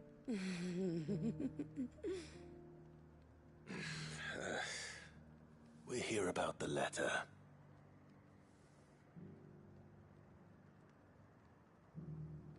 Oh. Sorry. I suppose you'll be wanting to know who wrote it then. Among other things. Look, I'm just the messenger here. There's only so much I can tell you. Specifically? A location. North of town, on the shore of Isle of Feist Bay. There you'll find a tent, and the woman who can answer your questions. And that's all? Nothing else? Actually, one thing. There's more than flowers in the meadows these days. So keep that sword of yours to hand.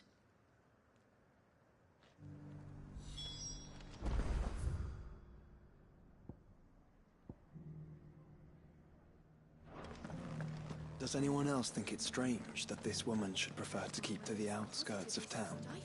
What if she realizes the value of the information she's party to? And the danger it puts her in.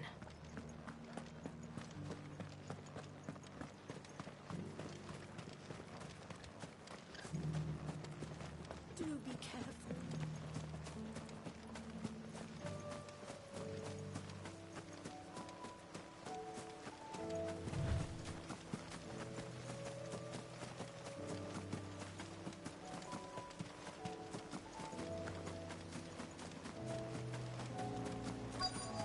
The tent is where Layla said it would be.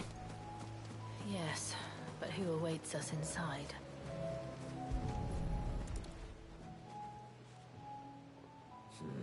It's empty. Why am I not surprised?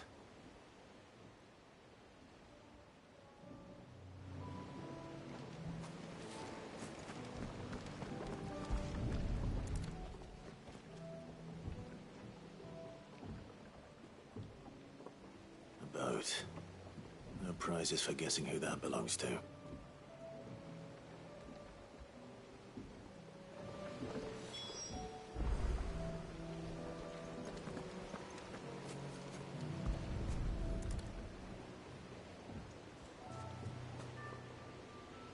The embers are still warm.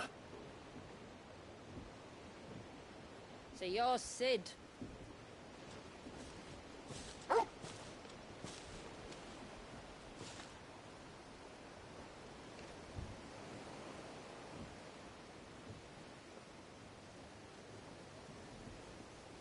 I suppose I must be.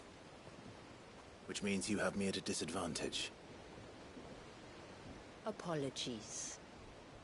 I am Shula, tributary of Mysidia, final haven of the Moats of Water. The Moats of Water. The very tribe into which it was believed Leviathan's dominant was born. A people notable for their sapphire eyes and ivory hair. Yes, that would be impossible, since the tribe famously... vanished. Was exterminated. Despite the best efforts of both church and state, we are still very much alive. Though we've managed to keep that fact hidden from good Grieger's faithful for over a century. Along with Leviathan's dominant.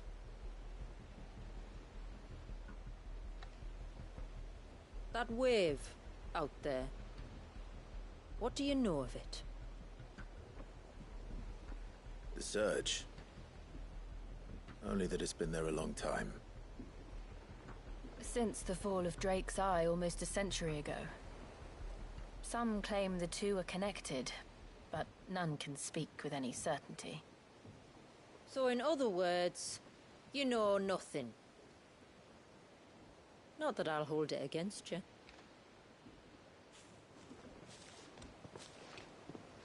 The wave was raised by Leviathan in an act of rage.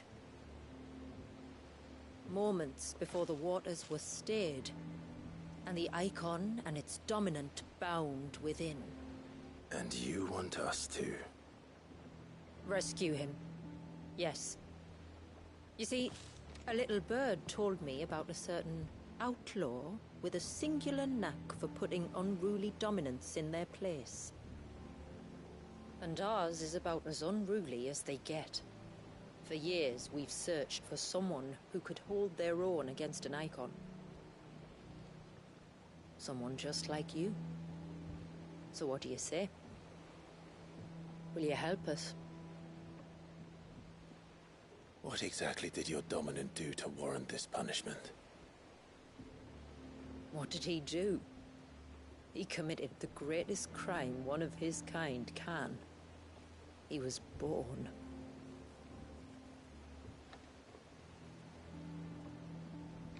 But he deserves a better fate than the one my people forced upon him. He deserves to be free. As do we all. Very well. Far-fetched though your tale may seem, something tells me you speak in earnest. So we will do what we can for your dominant. But first, you will tell us everything you know about him and the means of his imprisonment. I can do better than that. I can show you. Care to take a trip across the bay?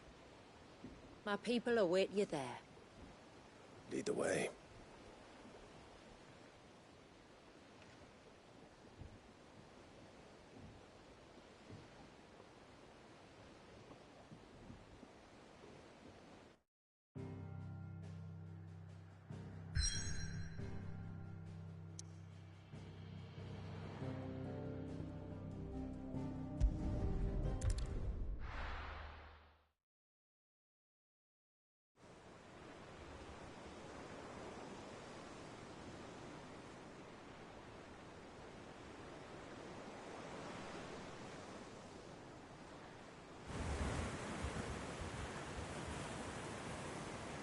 All right, you might want to hold on to something. We're coming up on the wall, and passing through can take a bit of getting used to. I don't see any wall. Of course you don't. That's the point. It's a glamour woven by our ancestors to keep our village hidden from prying eyes. But don't take my word for it. Watch.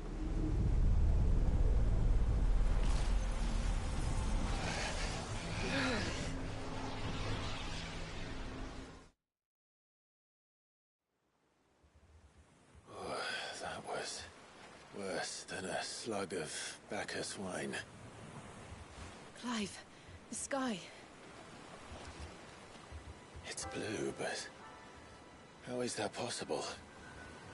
You do know what a glamour is, don't you? Ours just happens to work both ways, and a good thing too. I wouldn't fancy staring at those sickly clouds every day.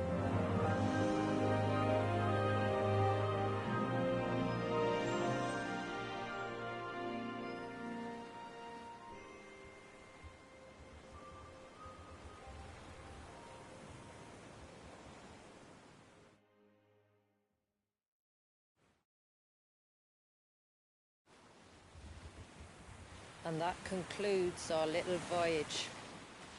We're here.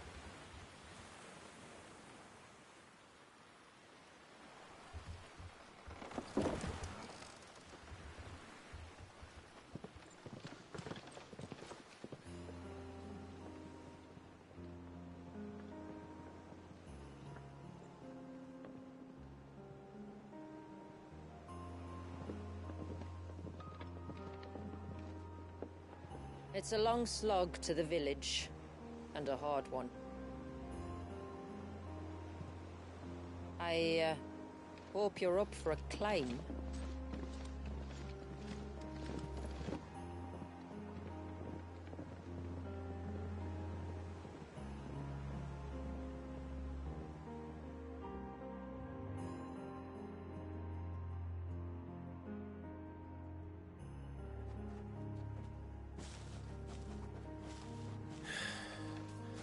Finally. What? You didn't think we'd arrived, did you? The village isn't up here. It's on the other side of the mountain. Of course it is.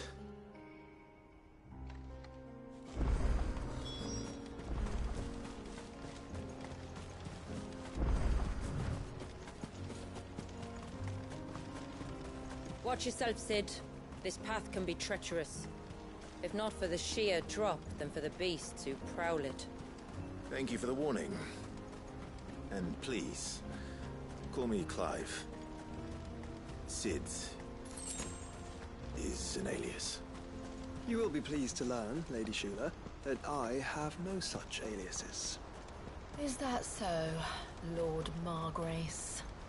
It's all the same to me.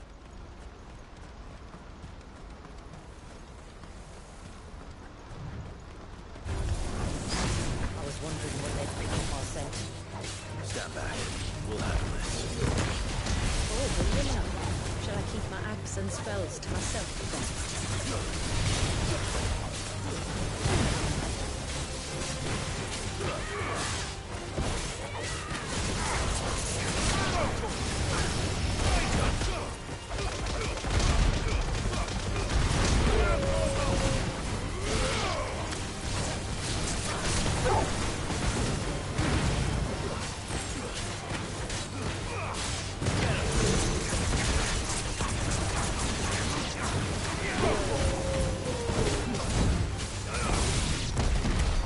Earlier you mentioned spells, yet I see you carry no crystals. Since when did a bearer ever need crystals? But then, where is your brand? Waiting for me in Sunbreck, if I ever get careless. Then it's in for a long wait.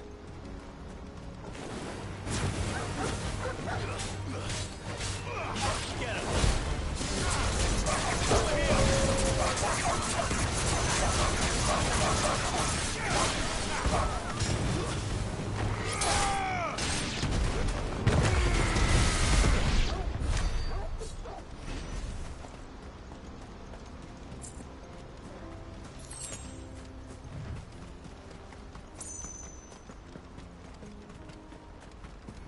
We're almost at the summit.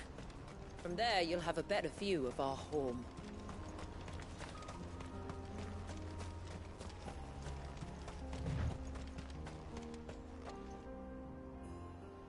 Few have ever set eyes on what I'm about to show you.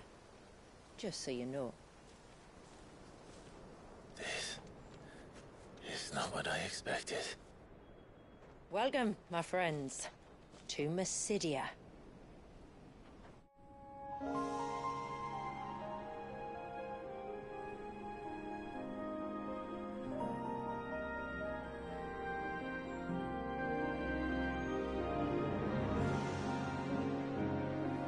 It's been a long time since I saw the North looking so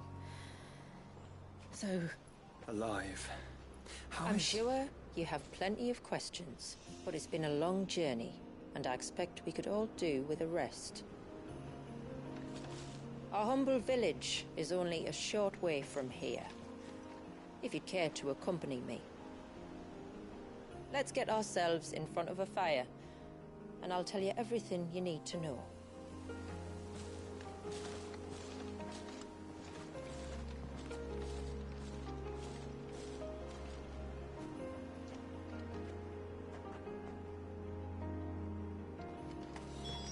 It's beautiful, Shula. And we aim to keep it that way.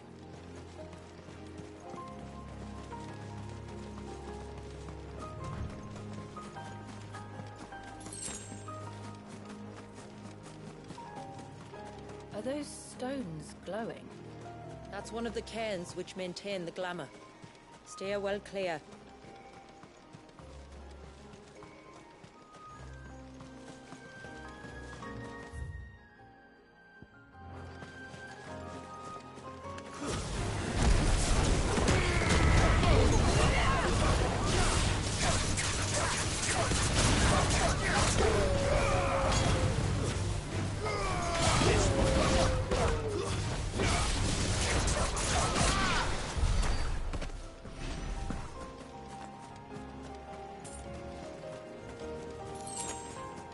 If the surge was an act of rage, One wonders what prompted it.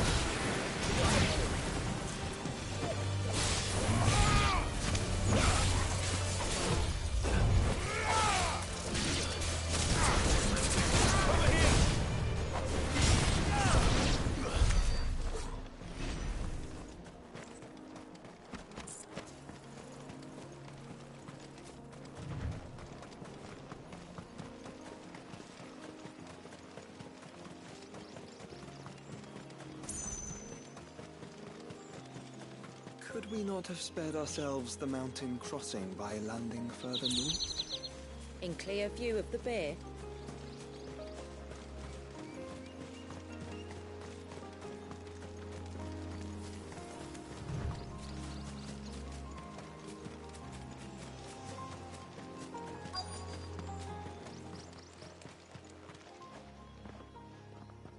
On evening tides.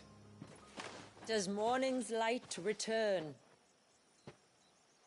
Open the gates! The tributary is home!